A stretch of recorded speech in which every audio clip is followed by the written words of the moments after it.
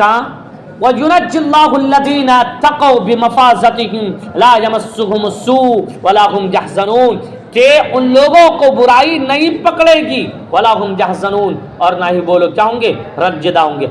اب ایک چیز جو ہے یہاں پر سے دیکھیے جزا کا مطلب جو ہے یہاں پر مالک یوم الدین اور دین کا مطلب یہاں پر جو جزا لیا کیا قسم کھا کر کے بول رہا کیا بول رہا الحمدللہ رب العالمین الرحمن الرحیم مالک یوم الدین.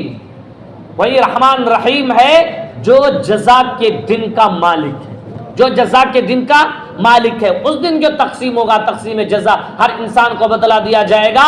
ہر انسان جس نے تھوڑی بہت بھی کی تو وہ جنت میں اسی وقت جا سکتا ہے. یا تو اللہ اپنے رضا اور خوشنودی کے خاطر اللہ کیا کرے اپنی مرضی سے معاف کر دے تو گناہوں پر پردہ ڈال دے تو وہ بندہ جا سکتا ہے. اگر نہیں ڈالے تو اللہ ہر بندے کو بدلا دے گا. یہاں تک کہ اگر بکری نے کسی بکری کو سینگ مارا تو اللہ رب العزت اس بکری کو بھی بدلا دے گا اور بدلا دینے کے بعد اس بکری کو کیا مٹی بنا دیا جائے گا. اور مٹی بنانے کی صورت میں پھر وہ بالکل مل جائے گا اور وہ مٹی مل جائے گی. اور ایک انسان کو اگر برا کیا ہے کسی پر ظلم کیا ہے تو ظلم کا بدلہ کا مٹی بنانا نہیں ہے بلکہ جہنم میں جانا. جو مدت اس کی ہوگی وہ مدت تک وہ کیا کرے گا وہاں پر رہے گا. وہ مدت گزارنے کے بعد اگر ایمان ہے تھوڑے بہت بھی ایمان ہے اس کے دل میں تو وہ بندہ کہاں جائے گا جنت آ جائے گا ہے نا. یہ تو ہو گیا برائی جس کی برائی کے پلے بھاری رہیں گے اور جس کے نیکی کے پلے بھاری رہیں گے تو وہ کہاں جنت میں جائے گا. لیکن جس کی نیکی اور جس کی برائی دونوں برابر رہے گی تو اب وہ بندہ کہاں جائے گا وہ بندہ اعراف میں جائے گا. اللہ کے فیصلے اعراف جنت اور جہنم دونوں کے بیچ ایک دیوار ہے. اس دیوار کا نام کیا ہے اعراف ہے. نہ تو جنت میں نہ تو جہنم میں. اب فیصلے کا انتظار رہے گا کہ اللہ رب العزت اس بندے کو کدھر بھیجتے ہیں سمجھے. اگر اللہ رب العزت کو کوئی چھوٹی بھی نیکی اس کی بہت اچھی لگی تو اس بندے کے اللہ اور اس بندے کو اس نیکی کو دے کر کے جنت میں بھی بھیج سکتا ہے. اگر اللہ کو کچھ ایسا ہو گیا تو پھر وہ جہنم میں بھی بھیج سکتا ہے. ورنہ تو برابر والے کہاں رہیں گے آراف میں رہیں گے. کہاں رہیں گے آراف میں رہیں گے ہے کہ نہیں. وہی ہے وَالدِّينُ هُنَا الْجَزَاءُ كَمَا فِي قَوْلِ تَعَالَى يَوْمَئِذٍ يُوَفِّيهِمُ اللَّهُ دِينَهُمُ الْحَقَّ وَيَعْلَمُونَ أَنَّ اللَّهَ هُوَ الْحَقُّ الْمُبِينُ. وَلِقَوْلِ تَعَالَى وَاتَّقُوا يَوْمًا تُرْجَعُونَ اور ڈرو ایسے دن سے جس دن تم لوگوں کو پیش کیا جائے گا اس میں إِلَى اللَّهِ اللہ تعالیٰ کے پاس ثُمَّ تُوَفَّى كُلُّ نَفْسٍ پھر ہر نفس کو بدلا دیا جائے گا مَا كَسَبَتْ اس چیز کا جس کو اس کے نفس نے کیا ہے وَهُمْ لَا يُظْلَمُونَ اور ان لوگوں پر ظلم کچھ بھی نہیں کیا جائے گا. بندہ یہ نہ سوچے کہ ہو سکتا ہے کہ اللہ رب العزت نے مجھ پر ظلم کیا ہے. ایسا نہیں. اللہ رب العزت وہاں ہر چیز کو دیکھ کر کے جو آپ کر رہے آپ کے سامنے پیش کیا جائے گا کہ آپ نے یہاں پر یہ کیا یہاں پر یہ کیا. یہ تمام اسکرین اللہ رب العزت کے ہواؤں اور چاند سورج اللہ رب العزت کے آسمان زمین آپ کے ہاتھ پیر سب کچھ گواہ دیں گے کہ ہاں میں نے یہ کام کیا تھا. آپ انکار کریں گے آپ کی زبان انکار کرے گی تو آپ کا ہاتھ گواہی دینا شروع کر دے گا. آپ نے جو کیا چوری کرنے کے لیے جو قدم بڑھائے ہیں وہ قدم بھی آپ کا کیا ہو جائے گا سامنے ہو کر کے کہے گا کہ نہیں میں نے کیا ہے یہ جھوٹ بول رہا ہے. ٹھیک ہے نا.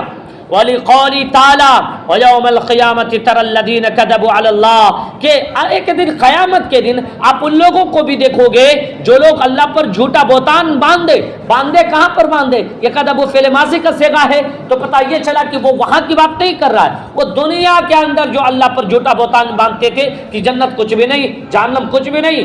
جو اللہ غفور الرحیم ہے وہ اللہ کیوں خواہ جو ہے ایک انسان کو تیل میں فرائی کرے گا ایک انسان کو اللہ جنت کا جہنم کے اندر ڈالے گا. یہ تو بالکل بکواس چیز ہے اور بیکار چیز ہے. اس کا تعلق کچھ نہیں ہے بلکہ کیا ہے نماز پڑھنا یہ کرنا وہ کرنا کچھ بھی نہیں. دل سے صحیح ایمان کو مانو بس ہو گیا. اللہ نے جو احکامات آپ کا ایسے فضول تھوڑی نازل کر دیے. اللہ رب العزت نے آپ کو دنیا میں بھیجا تو یوں ہی تھوڑی بھیجا ہے.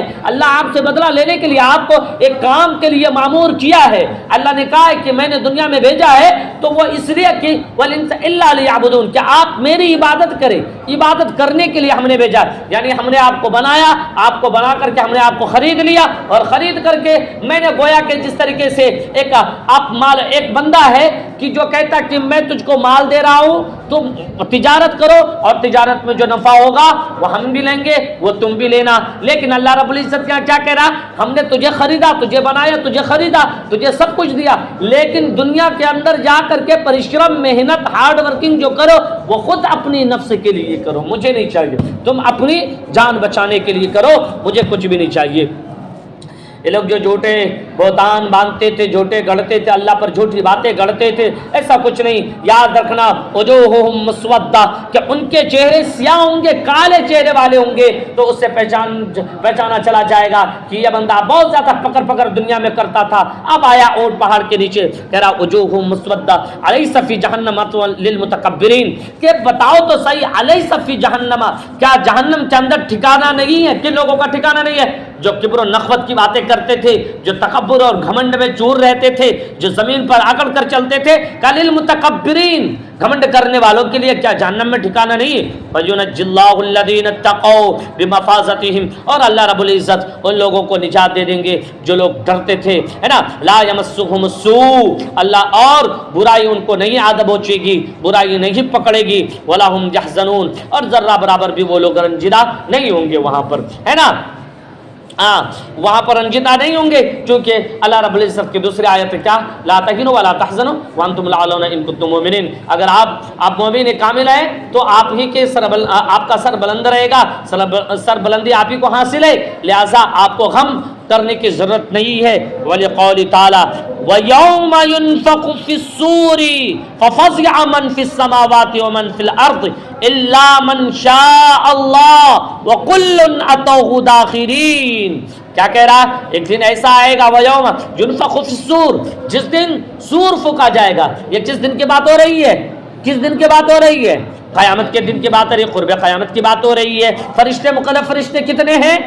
4 ہیں. مقرب فرشتے 4 ہیں. اللہ رب العزت نے جسے سور پھونکنے کے لیے طے کیا وہ کون سا فرشتہ ہے؟